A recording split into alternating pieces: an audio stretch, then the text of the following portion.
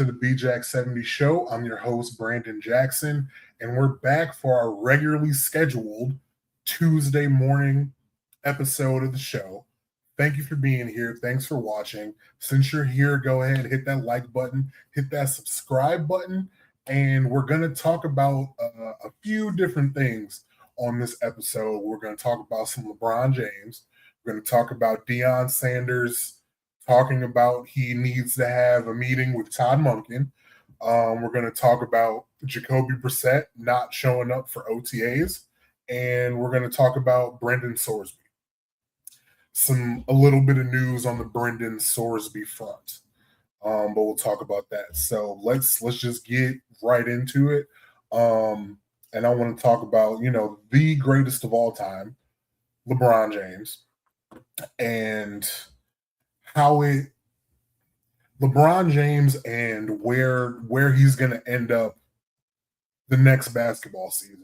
Obviously, the Lakers are out, got eliminated, got swept by the Thunder in this postseason. Where is LeBron James going to end up next season? Is he going to retire? Is he going to stay a Laker? Is he going to move somewhere else? Nobody really knows. Nobody can really read the tea leaves and gather enough information to come to a conclusion. But I'm sure we'll figure that out in the coming months. But I want to kind of speculate on it because this was last week, but there's been, real basketball going on. So I haven't got a chance to talk about it. But last week, after the Lakers season ended, Dave McMenamin put out it wasn't really an exit interview with LeBron James, but it essentially works as a type of exit interview, a kind of lay everything out there to see, everything we have and see if we could try to figure out what's going on moving forward. But the story kind of paints LeBron and the Lakers, I don't want to say against each other, but kind of just lays all their cards out on the table from LeBron's side and from the organization side. But in this story, and it's on ESPN, it's free to read, so I would suggest that you go read it in its entirety. But a couple of things I'm going to talk about from it is Dave Pelinka, at some point during the season, LeBron James, the Lakers won this particular game. It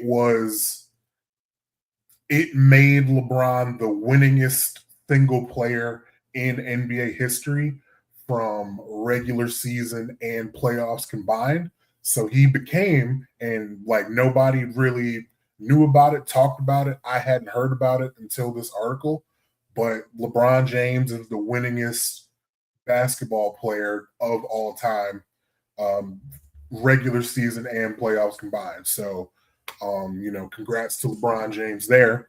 But on this particular night, Rob Pelinka was in the locker room. He had the game ball, and instead of giving it to LeBron or even Luka Doncic, who topped, I believe, 15,000 points, career points in that same game, and Rui Hachimura topped 5,000 points in that particular game, instead of giving it to one of the players, instead of giving it to LeBron James for this unbelievable feat. When you think about it, how many people play basketball, how many, he passed Kareem for this record. The ball was given to JJ Redick for his 100th coaching victory, which, is a milestone, is important, but it was kind of brought up really, you're going to give it to JJ over LeBron in this instance? Okay, sure, whatever. And then there's another example, and if I tried to paraphrase it, I wouldn't be able to demonstrate what it meant clearly. So I'm going to read the passage word for word from the article. Quote, as the season played out, Lakers officials would on occasion partake in a parlor game of sorts during games at Crypto.com Arena. An onlooker was asked to observe LeBron James's play for a stretch. disregard his name and age and evaluate his play to come up with a salary number that an anonymous player would deserve that season. It was their attempt to gauge a fair market price for James's services. Full mid-level exception of 14 million, 20, 25 million, 30 million. The article didn't come up with an answer. Article didn't come up with an answer, didn't give an answer. But the fact that Dave McMenamin knew enough people that were participating in order to publish this on ESPN.com, knowing that LeBron would see it, I would have to imagine LeBron James was not happy about this. I would have to imagine he probably feels a certain way about this. Because what do you mean evaluate LeBron James's play as an anonymous player, and what would they deserve in a contract? That is an asinine exercise, because what LeBron James is giving you, even going into what'll be his 24th season in the NBA, age 42 season in the NBA, you can't put it into a number. I mean, actually, my bad. Excuse me. You can put it into a number. It's the max. Whatever the max is, it's the max. Because this is LeBron James. This is a LeBron James who, by the way, led you to a first round victory over the Houston Rockets. Sure, they didn't have Kevin Durant for most of it, but your team didn't have their two best players, your two leading scorers on the season. Definitely your best player, arguably your second best player, but probably not your second best player. But the two most impactful players other than LeBron James on your team weren't there. And you still won. You still were able to move forward into the second round, get two more sold out nights at crypto.com because of LeBron James. So he is still, let's say, at conservatively a top 25 player still. Conservatively top 25. It's much better than that, but I'm just, to avoid all complications and comments, I'm just going to say top 25 player in the league still. Given what we saw from him in the playoffs, what he can do in the playoffs, still at this age, he is a max player. There's no ifs, ands, or buts about it. Will he ask for the max? I believe if he's going to stay in Los Angeles as a Laker, he's going to ask for the max. So Rob Pelinka, new ownership, whatever you can figure it out. But if you want him to stay, you better offer it to him. That's all I know. If he goes anywhere else, will he ask for the max? Because it will be within his right to do, but it's also within his right, if he felt necessary, to take a pay cut, not ask for the max, ask for something different, play for the vet minimum if he so chooses. But I don't really think that's going to be in the cards for LeBron James to play anywhere for the vet minimum. Because honestly, that's not where he is in his journey. Even at, going on 42 years old, even in his 24th NBA season, it's literally not where he is. So, as far as the money goes, that remains to be seen. Also, if he chooses to go to Los Angeles, or stay in Los Angeles as a Laker.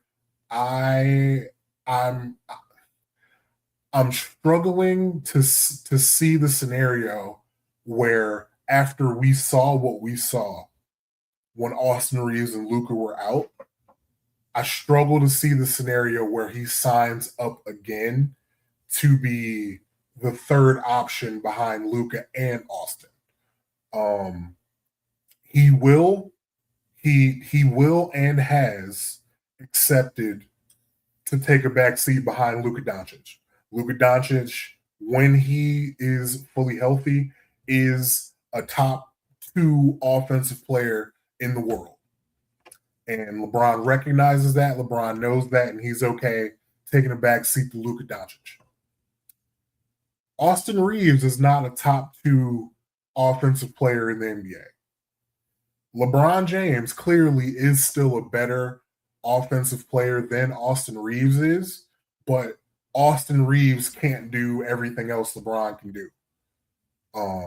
So LeBron, you know, reorganized his energy over a period of time this season to let Austin be the second option, and LeBron did everything else. Facilitated, played defense, rebounded, all that kind of stuff a third option guy needs to do. I'm not sure LeBron James will sign up to do that role again, knowing in his head that he's better than that. I just can't see it. Maybe he will. Maybe him living in Los Angeles, maybe him being a Laker is that important to him that he will make that sacrifice for the team. And again, if that's what he wants to do, he's well within his right to do so. He is well within his right to do anything that he wants to do. He's well within his right to right now, if he said, I gave y'all enough, I gave y'all everything I had. I'm done. And he wanted to retire, I would be sad. I think the NBA as a whole would be sad. Um, I think no matter what, no matter when it happens, we would love to give LeBron James a farewell tour. But he is again well within his right to not want that and just retire now with gas still left in the tank. But in my heart of hearts, I can't see him signing up to go back to Los Angeles to be a third option. I really can't do it. I can't picture it.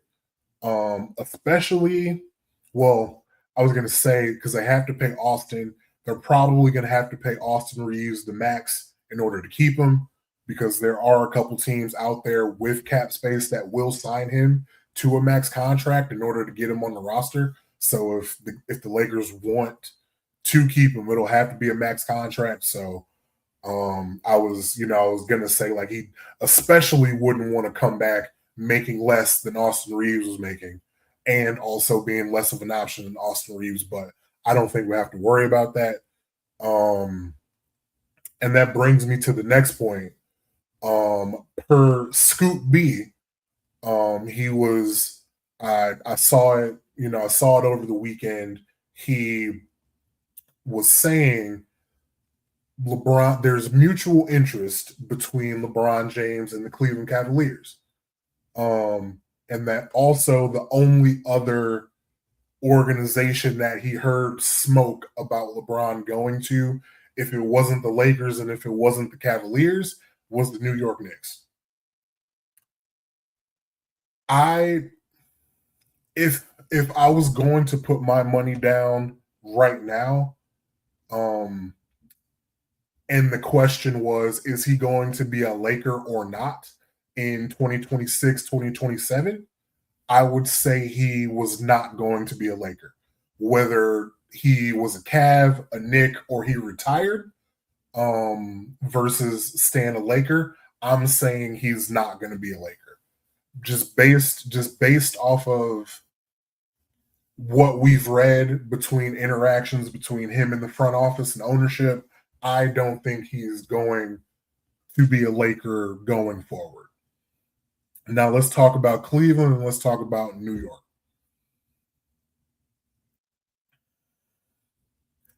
The two teams that are in the Eastern Conference Finals right now, and you're watching this, if you're watching it right when it comes out, it's Tuesday morning. Later tonight, the Cavs Knicks kick off the Eastern Conference Finals. This might be a sort of custody of LeBron James match in reverse because I whoever wins, I don't think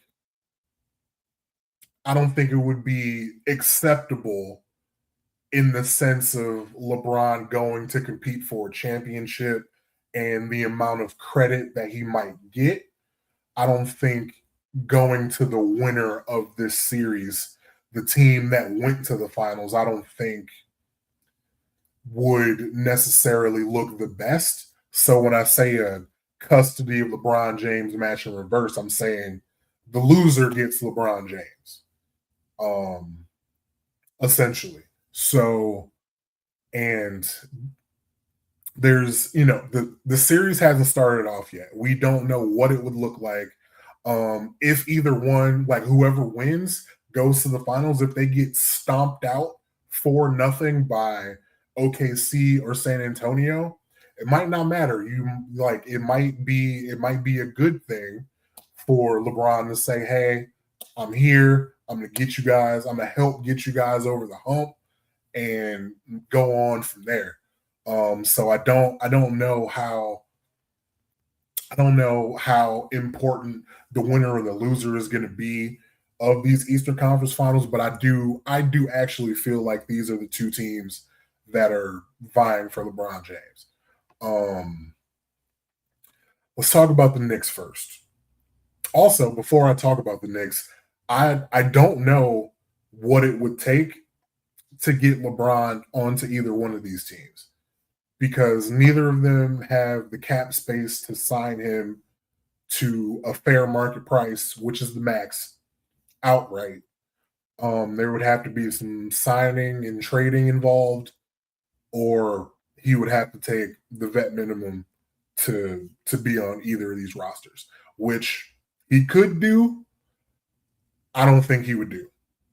I don't think he would do. I think it would be some kind of sign and trade to get him on either one of these rosters. So let's let's just say, for sake of argument, um, just to make it easy, let's just say for sake of argument, he does take the vet minimum to come to either one of these teams because I don't have a trade machine up. I don't know what it would take for it to come to fruition. But we can talk, we can speculate and talk in the narrative sense as well as the basketball sense. Um, for the Knicks, no matter what, no matter how he would get to the New York Knicks, it would be with Jalen Brunson. So we can talk about LeBron James and Jalen Brunson working as a pair. This team right now is obviously Jalen Brunson's team. He is the superstar. He is that number one guy. He's that number one option. I I think I think he's okay with letting that be that, but LeBron James in New York is going to be box office. It's behind the scenes. I think LeBron will be telling Jalen Brunson like, "This is your show. I'm going to fit into your show like I later fitting into Luca's show." But in the media, I don't think it's going to be seen that way. In the fan base, Jalen Brunson is going to be their guy for sure. But they'll be obviously happy to have LeBron James there. In the media, I don't know what that story is going to feel like. I don't know how that would go. Who gets the credit, who gets the blame, and obviously is going to come down to how everything looks and the nuance of actually watching basketball games. But I I think it would be a fun story for the NBA.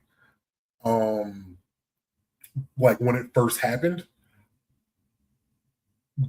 going forward, I'm not sure. I'm not sure what it looks like. I'm not sure if it ends in a positive way. I'm not sure if it pisses off LeBron, if it pisses off Jalen Brunson, if it pisses off the city, if it pisses off the ownership. I don't know.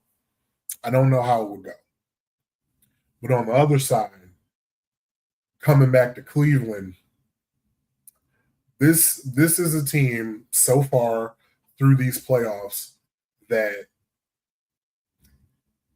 honestly needs some some sort of higher veteran leadership, um because Donovan Mitchell is a seasoned vet, James Harden is a seasoned vet, but like, do they are they really taking the reins of this team? Like Donovan Mitchell showed out game 7, awesome performance in game 7, but why did it take so long for this team? Like, why did it take getting to game 7 for this team to play the way that they played in game 7? If you have LeBron James on this team, I don't think that happens. I don't think you get to game 7 with Toronto or with Detroit the way it went. So when it comes to the leadership part, I think LeBron would be a great fit. When it comes to fitting in with Donovan Mitchell, I think Donovan Mitchell really admires LeBron James. I think they probably are a bit fond of each other.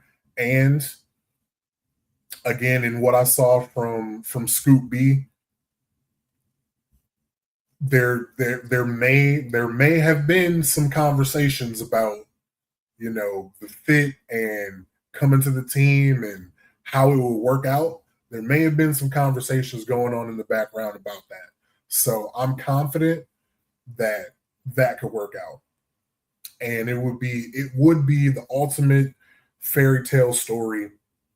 LeBron James coming back home for the third time, leading this team back to the promised land. Um he's if as constructed right now, LeBron James would be the absolute perfect player to slot in at small forward to play with this Cleveland Cavaliers team. Um, there's literally not anybody made better to put into this Cavs team. Braun could play backup point guard to James Harden. Braun could play some defense essentially in the same way he's been playing in Los Angeles. When the playoffs start, he's that guy you can go to instead of James Harden. He's that guy you can go to instead of Donovan Mitchell, given what we've seen across this playoffs from Donovan Mitchell. He's that guy that can set up Jared Allen, set up Evan Mobley with the looks that they need to succeed.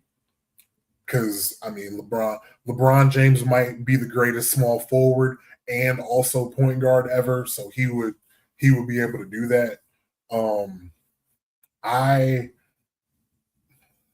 I'm obviously speculating, and I don't know anything about what LeBron James would choose to do, but I hope I hope and pray that he would love to come back to Cleveland. Um, if he chose to go to the New York Knicks, I would understand. I understand like that's kind of been the thing that's been talked about and dreamed about, fantasized about by Knicks fans for the longest time. I would understand the allure of going to play for the Knicks, going to play nightly at Madison Square Garden, a place that he loves to play, where he shows out every single time he goes there to finish up his career. I would understand. Um, Even if it was, I mean, I those are the two I would understand. If he went anywhere else, I probably wouldn't understand it. Even if I don't think he's going to go back to the Lakers, but if he did go back to the Lakers, I would understand that too.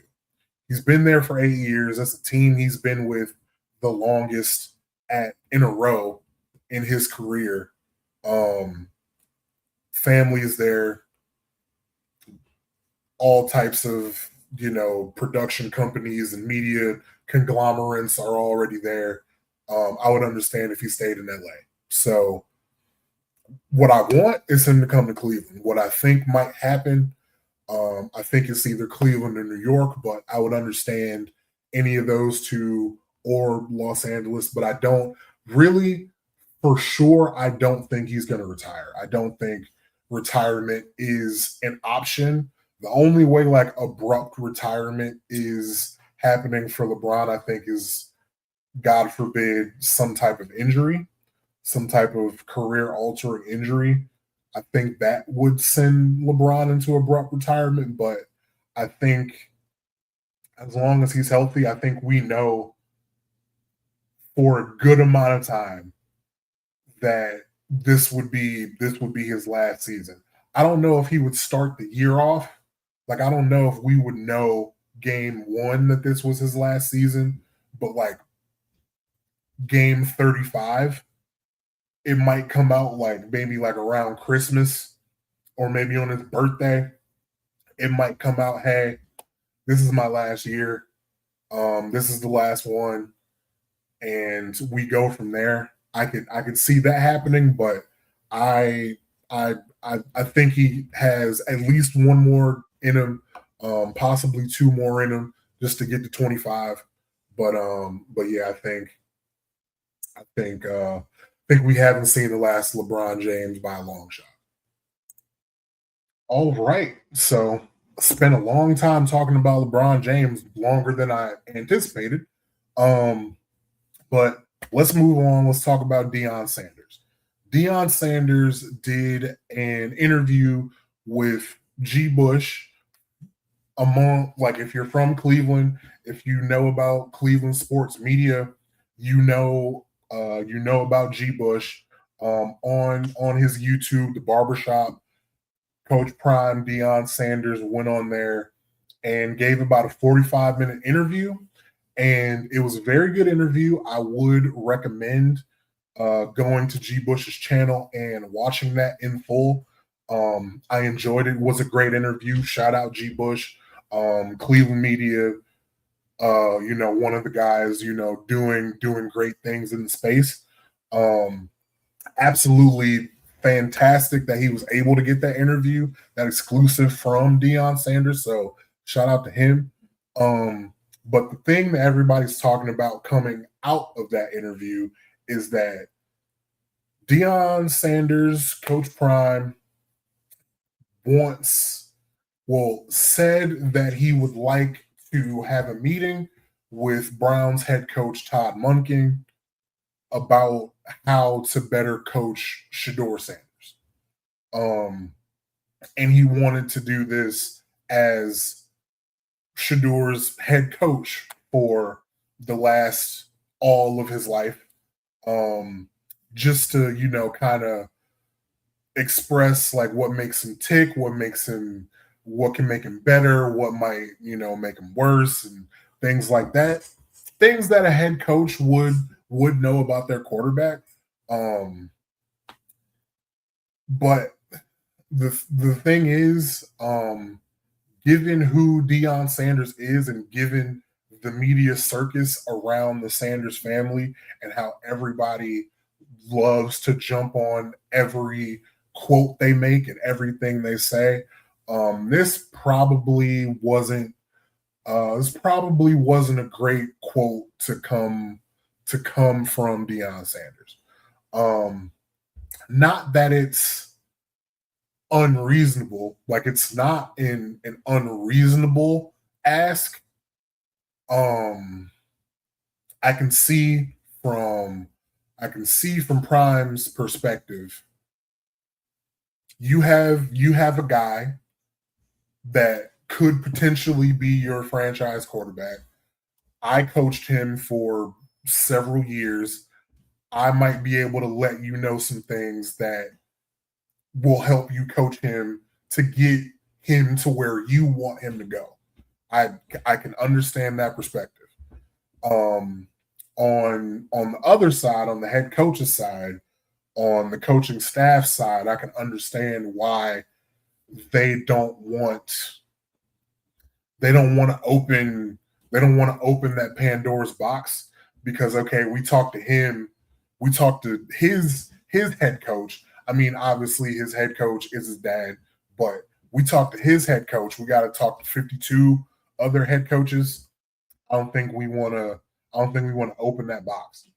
Um, and and Coach Prime also said that Jacksonville, their coaching staff didn't ask him about Travis Hunter playing both ways. So clearly, it's not something that a lot of these NFL organizations are doing, like meeting with their top prospects, head coaches, and trying to figure out that way. Probably because they don't necessarily need to. I don't think they need to because all this due diligence gets done during the pre-draft process. Like it's infamous that these NFL organizations they're going to talk to your third grade teacher. They're talking to your sophomore year biology teacher. They're talking to the defensive coordinator from your freshman year of college. They're talking to all these people, and they're talking. I'm sure they're talking to your head coach, you know, at the time during the pre-draft process. And Todd Monken, we all know the story, wanted Baltimore to draft him. So I'm sure there's been conversations had previously that they probably don't need to be had right now. That being said, Deion said he was coming to Cleveland. He's well within his right to come to Cleveland and go to the facility and talk to whoever he wants if they allow him to, which I'm sure they're going to allow him to do that. I mean, first and foremost, Deion, like we talk about the Sanders family. We talk about Deion Sanders and Shedeur Sanders and everything about this. We talk about them because first and foremost, don't forget, and it's kind of been forgotten, I feel like a little bit, Deion Sanders is one of the greatest football players of all time. So just flat out, that is a fact, and he deserves that respect wherever he goes. Like he is one of the best football players this earth has ever produced. So if he want, he can pull up on the Arizona Cardinals for whatever reason. If he wants to come in the building, I'm letting him in the building. That's Deion Sanders.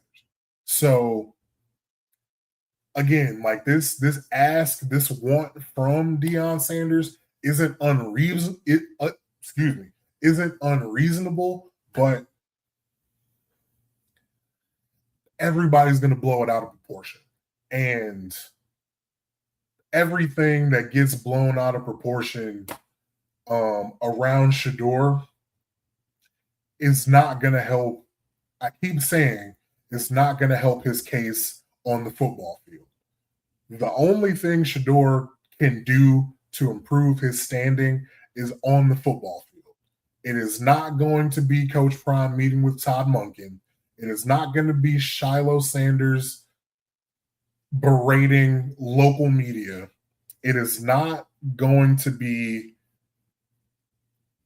Shedeur Sanders fans expressing their dislike of Cleveland media, of former coaches, of players, of media members. None of that is going to help Shedeur Sanders. The only thing that's going to help Shedeur Sanders is him producing on the football field in these off-season team activities. That's the only thing. It's the only thing. And to be clear, I believe he's doing that. I have I'm a fan of Shedeur Sanders. I've watched all the footage that well-off media, Deion Sanders Jr. has put out of Shedeur. I've watched all of it. He is a hard worker. He is going to grind. He is going to grind the tape.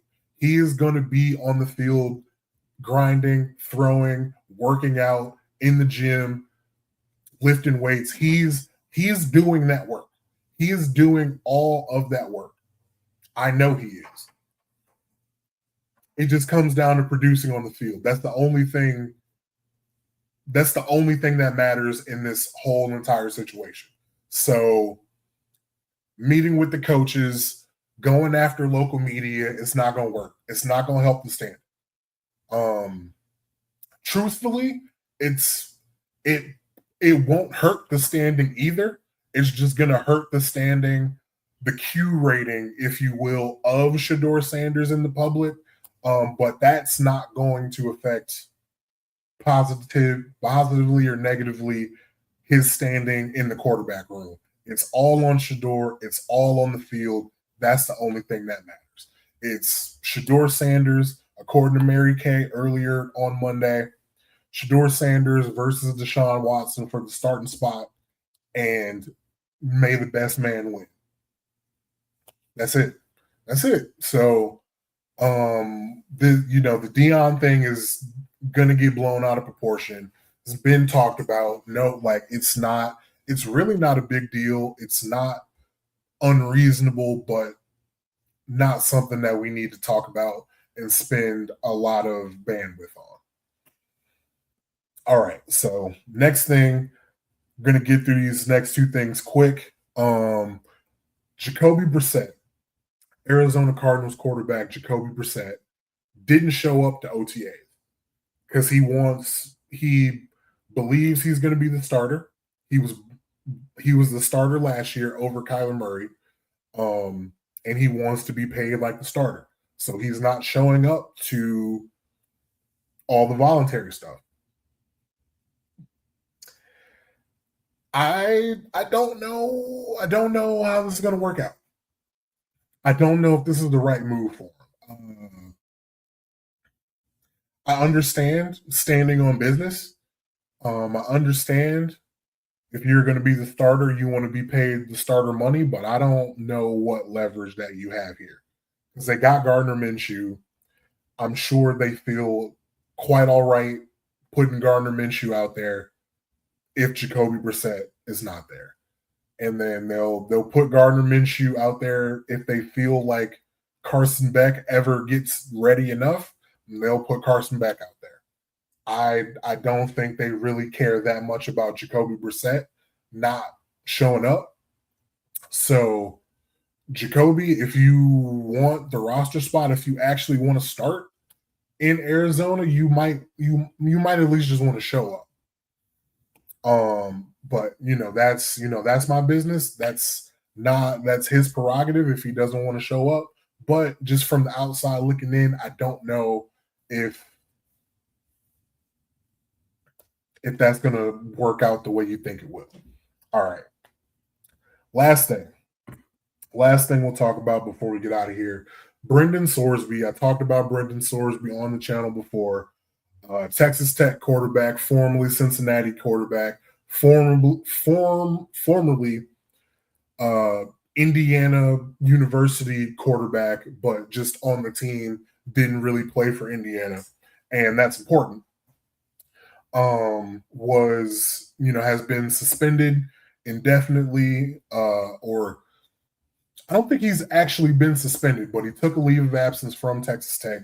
Go get some help about him betting, having a gambling addiction.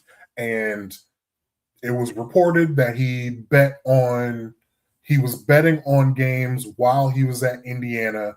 He was betting on Indiana for them to win.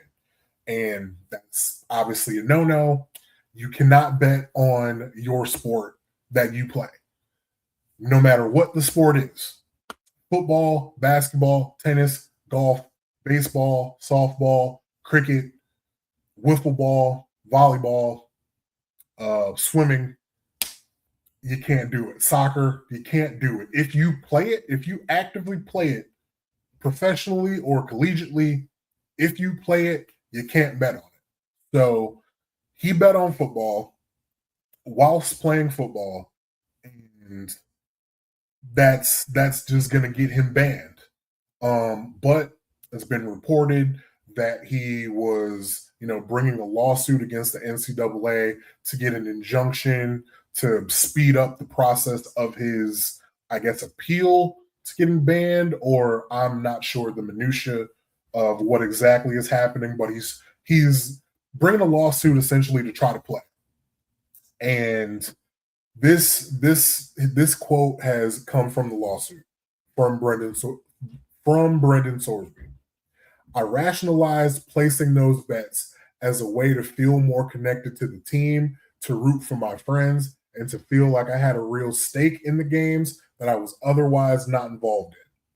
He later added, because the Indiana football team was not a very strong competitor in 2022, I lost most of the bets I placed. I believe I'm uniquely qualified to talk about this specific quote about uh about games I was otherwise not involved in. I am uniquely qualified to talk about that. I understand you being a part of the team, you being on the team, you being active at practice, you're doing all this work, you're doing the workouts, you're there for meetings, you're waking up early, you're giving up all the time in the summer, you're giving up all the time in the spring, you're giving up all the time that you have for this team,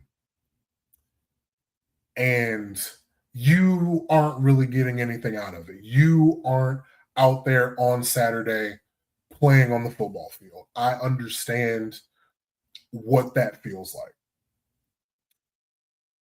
But what you can't do is bet on the games to feel more connected to the team.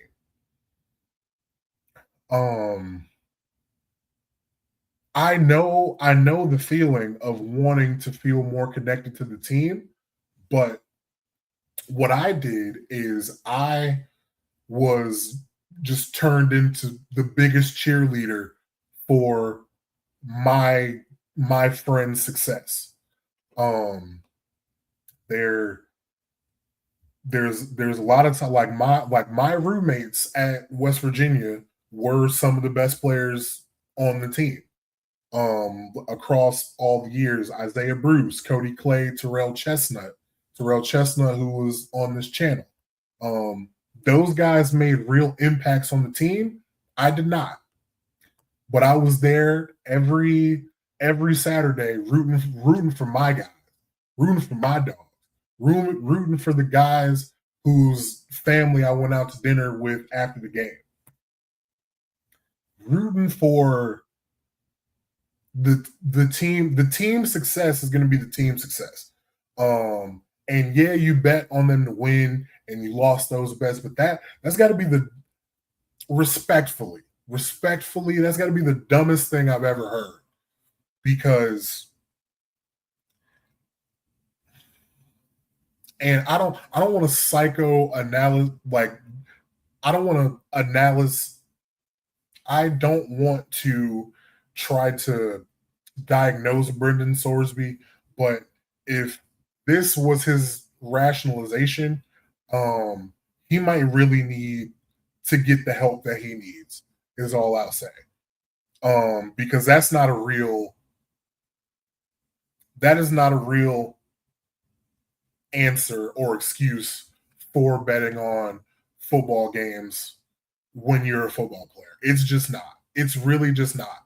And I feel like I'm qualified to say that. Sports betting when I was in college wasn't as, obviously not as prevalent as it is now, or in 2022 even, but I know, like they tell you, I said it in my last Brendan Sorsby video. I'll say it again. They tell you day one compliance, you couldn't even play fantasy football. Why do you think you could get on FanDuel or DraftKings and place real bets, especially when you've seen people get in trouble for it? 2022 was Jamison Williams suspended already? Did that happen pre 2022? I don't remember. But you have to know that they take this extremely seriously, and bringing it back to the football field, bringing it to him potentially going into the supplemental draft for the NFL. If I'm an NFL team, I don't want this guy as the quarterback on my NFL team because the decision making flatly is poor. Now I don't think he's a criminal. I don't think he should be banned from the sport. I think he's well within his right to enter the supplemental draft, and I hope he gets a shot. But just me personally, I wouldn't want him to quarterback my team because if you're not first string, are you gonna bet? Are you gonna bet for the starting quarterback? Are you gonna put a parlay in for the starting quarterback, or there's the things we gotta think about. Because again, I don't want to be disrespectful. I want him to get a shot. I don't want his football career to be ruined over this, but this answer and this rationale is just dumb. It's really just dumb. I'm sorry. I can talk about this. This is people want to get on TikTok. Who are you? What are you qualified to say? I'm qualified to talk about being on the bench. I'm qualified to talk about that. So Brendan Sorsby, I'm sorry. I hope you get a shot. But based on if this is truly what you feel, I hope you get the help you need, brother. But that's the episode. Long episode here. We'll be back on the channel, talk about the Cleveland Cavaliers taking on the Knicks in the Eastern Conference Finals. If you're still here, thank you for watching. Go ahead and like that video. Hit the subscribe button. Tell somebody else. Watch this video. Like it. Subscribe. And tell them. Tell another one. And another one. And another one. But yeah, guys, I'll see you soon.